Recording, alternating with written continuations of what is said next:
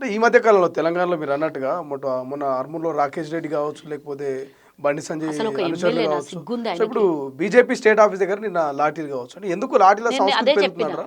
నేను అదే చెప్పిన మంచి మాటలతో ఇంటేనేమో సరిపోయింది, వినకపోతే లాతోం కబూత్ బాతోన్ సే నైమాంతా అన్నట్టు కర్ర సాములు, కత్తి సాములు, లేకపోతే రాళ్ల సాములు వాళ్ళు ఏమైనా చేస్తారు, దేనికైనా చేస్తారు. కానీ రాకేష్ రెడ్డికి నేను ఒకటి అడుగుతున్నా, అసలు నువ్వు ఎమ్మెల్యేవా, రౌడీవా? వీధి రౌడీలాగా ప్రవర్తించడం ఏంది? నువ్వేమన్నావు? కాంగ్రెస్ వాళ్ళని తిట్టినవు, నువ్వు ఏం మాట్లాడుతావు? నువ్వు ఎట్లా పడితే అట్లా నోటికి ఎంత వస్తే అంత ఏది పడితే అది ముఖ్యమంత్రిని తిడతాడు. అసలు సంబంధం లేని జాగాలో కూడా కాంగ్రెస్ స్కూటీలు ఇస్తానది, స్కూటీలు ఇవ్వలేదు. తులం బంగారం ఇస్తానది, తులం బంగారం ఇవ్వలేదు. అంటే ఏం చేస్తున్నారు? దోపిడీ చేయమని, దోపిడీ చేయమని, దొంగతనం చెయ్యమని అదేమంటారు, ఉగ్రవాద చర్యల్ని ప్రేరేపిస్తున్నారా మీరు? బీఆర్ఎస్ వాళ్ళు వచ్చి డ్రగ్స్కి అలవాటు చేశారు. ఇప్పుడు బీజేపీ వాళ్ళు కనుక రేపు పొద్దున రాష్ట్రంలో తప్పిదారి ఏమన్నా అధికారంలోకి వద్దామని ప్రయత్నం చేస్తున్నారు. వస్తే ఏం చేస్తారు అనుకుంటున్నాను? ఒక్కళ్ళ మీద ఒక్కళ్ళు కొట్టుకొని చచ్చిపోవాలి. వాళ్ళు చెప్పిన మాటలు ఏంది అంటే, ఆడవాళ్ళకి రక్షణ లేదు, భద్రత లేదు, బంగారం వేసుకుంటారు, మీరు దొంగతనం చేసి తీసుకుపోండి, మీరు ఏదైనా షోరూమ్లు పెట్టుకుంటారు, స్కూటీలు ఎత్తుకపోండి, అవి కాంగ్రెస్ ఉంది కాకపోయినా ఎత్తుకొని పోండి, ఇట్లనే దాడులు చేసుకోండి. పరస్పర దాడిలు, పరస్పర కొట్లాటలు, పరస్పర ఉగ్రవాదులు తయారుగాండి, మేము చూసుకుంటా కూర్చుంటాం. మాకు కావాల్సింది ఇదే. ఎవడు వివేకులు కావద్దు, ఎవడు చదువుకోవద్దు, ఎవడు కూడా పెద్ద స్థాయికి పోవద్దు, పోతే ప్రశ్నిస్తారు మాకు.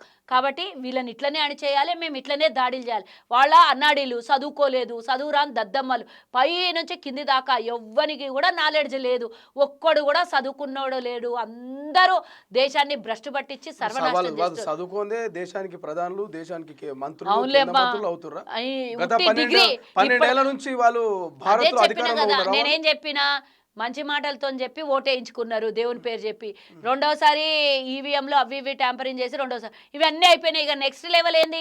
కర్రలు, కత్తులు, కటార్లు, రాళ్ళు, రప్పలు ఇట్లా చేసి అధికారంలోకి రావు. కానీ దేశ ప్రజల్ని ప్రేమించి దేశ ప్రజల సమస్యలు తీర్చేటోళ్ళు ఈ విధంగా ఉండరు. ఇప్పుడు డిగ్రీ సర్టిఫికేటే సంపాదించిండు మోదీ.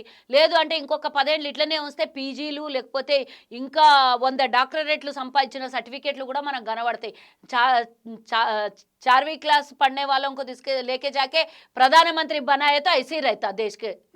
అట్లనే కదా ఇప్పుడు ఏమున్నది? మన ఎకానమీ మీద డిస్కషన్ ఉండదు, అభివృద్ధి మీద డిస్కషన్ ఉండదు, ఎడ్యుకేషన్ మీద డిస్కషన్ ఉండదు, ఉద్యోగాల మీద డిస్కషన్ ఉండదు, లేదంటే యువత మీద డిస్కషన్ ఉండదు. అభివృద్ధి అయితే అసలే పట్టింపు ఉండదు. వీటి మీద ఇడిచిపెట్టేసి అక్షంతలు, రాముడు లేదా హిందూ ముస్లింలు మతాలు, ఈ 3 తప్పించి ఇంకోటి మాట్లాడినటువంటి దాఖలాలు ఏనాడన్నా కనిపెట్టి.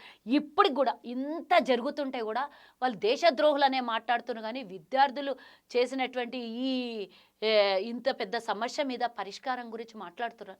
పరిష్కారమే మళ్ళీ ఢిల్లీ గురించి మాట్లాడదాము. సో చివరిగా ఎంపీ ధర్మపురి అరవింద్ రీసెంట్ గా రాహుల్ గాంధీ మీద అండ్ రేవంత్ రెడ్డి మీద కొన్ని కామెంట్స్ చేశారు. మేబీ మీరు కూడా చూడొచ్చు. సో పెన్నంతా కూడా లేడు రాహుల్ గాంధీ, రేవంత్ రెడ్డి అనేటువంటి కామెంట్స్ కావచ్చు, కొన్ని కామెంట్స్. ఆ కామెంట్స్ చూస్తే ఏమనిపిస్తుంది మీకు? నేను ఎత్తి మీద కూడా ఒక్క ఇంటికే లేదు. ఆ గుండు మీద సీదా బుల్లెట్ దిగుతుంది. పెన్నంతున్న బుల్లెట్, 1 ఫీట్ ఉన్న బుల్లెట్ సీదా కొట్టిన అంటే బుల్లెట్ కూడా గింతే ఉంటుంది. అది దిగిందంటే డైరెక్ట్ ఎంటికలు కూడా అడ్డం రావు, డైరెక్ట్ మైండ్లకే దిగుతుంది. మరి నీకు నేను అట్లా అనొచ్చు కదా, నేను కూడా బుల్లెట్ కూడా గింతే ఉంటుంది, దింపితే సీదా వెళ్ళిపోతుంది. మరి అట్లాంటి మాటలు కూడా నేను మాట్లాడచ్చు. నువ్వు రేవంత్ రెడ్డికి మాట్లాడే స్థాయి నీది ఏమున్నది? అసలు నువ్వు బతికేడా, నీ రాజకీయ జీవితమేడా, మీ నాయనని అడ్డం పెట్టు. నేను ఒకటి చెప్తున్నా, అరవింద్కి ఒక మాట అడుగుతున్నా నేను. రేవంత్ రెడ్డికి ఎన్నో మాటలు అన్నాడు, నాకు అవన్నీ 2-3 మాటలు మాట్లాడాలంటే కూడా నాకు గలీజ్ అనిపిస్తున్నాయి. కానీ నేను అడుగుతున్నా, ఇవన్నీ ఏం మాటలు, ఇవన్నీ ఏంది దేశద్రోహుల మాటలని మాట్లాడిండు రేవంత్ రెడ్డికి. నేను ఒకటి అడుగుతా, మీ నాయన కాంగ్రెస్లో ఉంటే నువ్వు చేసినటువంటి దాడి ఏంది మీ నాయన మీద? మాకు తెలియదు అవన్నీ? మీ నాన్నకు కొడితే చేతులన్నీ కమిలిపోయినాయి అని అన్నారు అప్పుడు అందరు పార్టీలో జాయిన్ అయితే. మరి తెల్లారే ఆయన దగ్గర రాజీనామా పత్రం రాపించి పంపించారు కదా, చూసినాం కదా. తెల్లారి ఆయన వీల్ చైర్లో కూర్చున్నప్పుడు చేతులన్నీ దెబ్బలతోనే ఉన్నాయి. అంటే చెప్పినట్లు వినకపోతే తండ్రికి కూడా చూడరు అనేది ఏం కనబడింది నీకు? తండ్రి లేదు, తల్లి లేదు. నేను ఒక చిన్న కోతి కథ చెప్తా. ఇట్లా కోతి తన బిడ్డని సంకలెత్తుకొని కూర్చుంటుంది.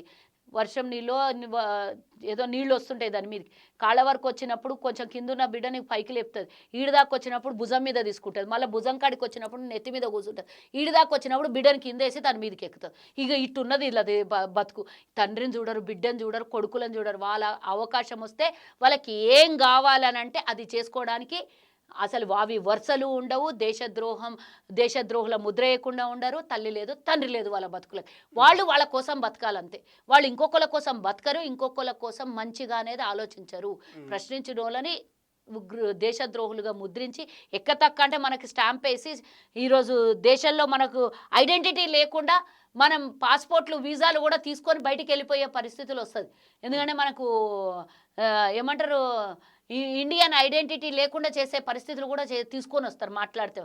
అట్లాంటి దుర్మార్గులు, ఇట్లాంటి దొంగలు దేశం నడి ఒడ్డు మీద ఏదైతే యువత ఈరోజు మేల్కొని మా ఉద్యోగాలు పోయినాయి, సంవత్సరానికి 2 కోట్ల ఉద్యోగాలు ఇస్తా అన్నాడు దేవుడు ఎరుగు, కనీసం మేము రాష్ట్ర పరీక్షలకి మా సొంతంగా మేము డాక్టర్లు అయితే 10 మందికి సేవ చేయొచ్చు అనే విద్యార్థులు కన్నటువంటి కలల్ని నీళ్లుగార్చినటువంటి ఈయన కోసం ఈరోజు ఎన్నో రోజుల నుంచి కడుపులో దాచుకున్నటువంటి విద్యార్థి తల్లిదండ్రులు ఈరోజు దేశవ్యాప్తంగా ఢిల్లీలో మొదలైనటువంటి ఈ దీక్ష ధర్నాలు నిరసనలు దేశవ్యాప్తంగా ముట్టడిస్తాయి.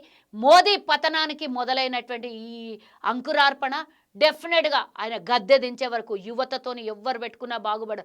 బెంగాల్లో కూడా ఇట్లనే రెచ్చగొట్టి అధికారంలోకి వచ్చి ఉంటారు. కానీ ఒక ఏడాది 2 ఏళ్లలో అక్కడ కూడా తెలుస్తుంది పరిస్థితి. అన్ని చోట్ల బీజేపీ పాలిత ప్రాంతాలలో రాష్ట్రాలలో వాళ్ళు నోటికి ప్లాస్టర్ వేసి కూర్చోబెట్టినరు తప్పించి ఆ గుండం పగిలిపోతే డెఫినెట్గా అందరు బయటకు వస్తారు. వచ్చిన రోజు మాత్రం వీళ్ళు నేను చెప్తున్నా కదా, కోతి కథ చెప్పిన కదా, లాస్ట్కు చివరికి వాళ్ళు మనం చెప్పిన కథకు రివర్స్ అవుతుంది. డెఫినెట్గా వాళ్ళది అంతం అయిపోతుంది. 2 ఎంపీలు ఉన్నప్పుడు కాంగ్రెస్ చేసినటువంటి పెద్ద తప్పు ఏంటంటే 2 ఎంపీలు ఉన్నప్పుడు ఈ ఆర్ఎస్ఎస్ని బీజేపీని బ్యాన్ చేసి పడేసి వాళ్ళని ఎదగనీయకుండా చేస్తే స్వేచ్ఛా స్వాతంత్రాలు ఉండాలి, ఏ రాజకీయ పార్టీ అయినా ఎదగాలి అని మేము ఇచ్చినటువంటి స్వేచ్ఛకి ఈరోజు వచ్చి భారతదేశాన్ని సర్వనాశనం చేస్తున్నారు. కాబట్టి ఈరోజు ఇంతమంది భారతదేశం ప్రజలు అనుభవిస్తున్నారు. ఆ రోజే నిజంగా ఇందిరాగాంధీనో రాజీవ్ గాంధీనో వీళ్ళని ఎదగనీయకుండా అప్పుడే కథం చేసింటే ఈరోజు దేశం ఇంత సర్వనాశనం కాకపోతుండే. 230 లక్షల కోట్ల అప్పు కాకుండే ఈ దేశం మీద మతతత్వ విద్వేషాలు రెచ్చగొట్టడానికి అవకాశం దొరకకుండే. మన దేశం ప్రపంచ దేశాలతోనే అగ్రగామిలో పోరాడుతుండే. ఈరోజు కింద నుంచి స్థానాల్లో కొట్లాడుకుంటున్నాం కానీ పైనుంచి స్థాయిలో మన బతుకు లేదు. ఈరోజు మనం ప్రతిసారి వాళ్ళు ఎవరితో పోల్చుకుంటారు? సర్వనాశనమైన పాకిస్తాన్తోని, కొట్లాడుకున్నటువంటి బెంగాల్తోని, ఏమీ దిక్కులేనటువంటి నేపాల్తోని, ఇట్లాంటి దేశాలతో పోల్చుకుంటున్నారు. ఏనాడైనా చైనా, అమెరికా, జపాన్ ఇట్లాంటి పెద్ద పెద్ద దేశాలతో ఇలా బతుకులకు ఎన్నడైనా పోల్చుకున్నారా? మాట్లాడితే పాకిస్తాన్ ఉంటాడు. పాకిస్తాన్ ఏందిరా మనం తీసి పడేసినటువంటి ఒక చిన్న అగ్గిపెట్టేంత రాష్ట్రం అంతా లేదు. అది దాంతో పోల్చుకుంటావేంది? మనం పడేసిన రోజులు వాళ్ళు అంతా అక్కడ పోయి ఉన్నారు. నువ్వు వాళ్ళతో పోలికేంది? ప్రపంచ దేశాలతో పోటీ పడి పోలికతో తెచ్చుకోవాలి. కానీ ఇట్లాంటి వాళ్ళకు ఇంతే. వాళ్ళు సముద్రంలో తిమింగలాల గురించి చూడరాలు, ఏమంటారు ఇక గలీజ్ భాష మాట్లాడొద్దు కానీ ఆ బాయిలో చేపలు లాంటి వాళ్ళు ఆడనే పడతారు, ఆడనే ఉంటారు. మనం ఆడనే ఉండాలి. మనల్ని అట్లా చూపిస్తున్నారు. వాళ్ళు తిమింగలాల్ని మింగేస్తున్నారు, మన బాయిలో చేపలు మనం పెడుతున్నారు. అట్లా ఈ ఉద్యమానికి ఇంకా మద్దతు ఇస్తుందా నిరుద్యోగ? అంటే విద్యార్థుల పక్షాన కానీ దేశ ప్రజల పక్షాన కానీ న్యాయమైనటువంటి ఏ సమస్య కోసమైనా సరే మా పార్టీ తప్పకుండా సపోర్ట్గా ఉంటుంది. రాబోయే కాలంలో రాహుల్ గాంధీ గారు డెఫినెట్గా ప్రధానమంత్రి అవుతాడు. ఆయన యువతను ఎంకరేజ్ చేస్తున్నాడు.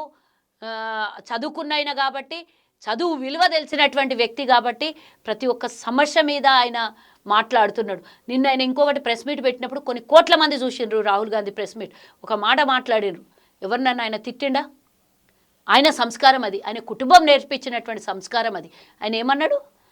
अंदर गुंजुకొని పోయినరు మీరు నడి రోడ్డు మీద आपको घसीट के हुए लेके गए राहुल जी आपका जवाब क्या है అంటే వాళ్ళు నా చెవులో చెప్పిండ్రు పోలీసు వాళ్ళు ఈ